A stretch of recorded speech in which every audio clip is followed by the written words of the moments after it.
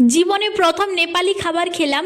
আজকে আমি জীবনে প্রথম নেপালি চাউ চাউ খাবো, তার জন্য প্রথমে ভালো করে দেখে নিচ্ছি কিভাবে রান্না করতে হয়। আমি এই প্রথম নেপালি চাউ চাউ দেখলাম, তো এটাই এখন রান্না করব। জানি না কেমন কি খেতে লাগে, আপনাদের সাথে শেয়ার করব। তো এখন রান্না করছি, আর এটার মধ্যে 3 ধরনের মশলা ছিল। একটা সাদা মশলা ছিল, একটা অনিয়ন তেল এবং লাল মশলা। সাদা মশলাটা জানি না, কিন্তু লাল মশলাটা ছিল ঝালের জন্য। আপনারা চাইলে নাও দিতে পারেন এই লাল মশলাটা। আর এই চাউ চাউটা আমার ভাবির আব্বা নেপাল থেকে পাঠিয়েছে। আমি ভাবলাম যে আপনাদের সাথেও শেয়ার করি ভিডিওটা। নেপালি চাউ চাউ এটা অনেক ফেমাস একটা নেপালি ফুড। তো এটা এখন রান্না করছি। চাউ চাউ কেমন কীভাবে দেখতে হয়, খেতে হয়। তো এটা ম্যাগির মতো একদমই ছিল না, ম্যাগির থেকে সম্পূর্ণই আলাদা ছিল। ম্যাগিতে যেমন 1 ধরনের মশলা থাকে, এটাই কিন্তু 3 ধরনের মশলা ছিল।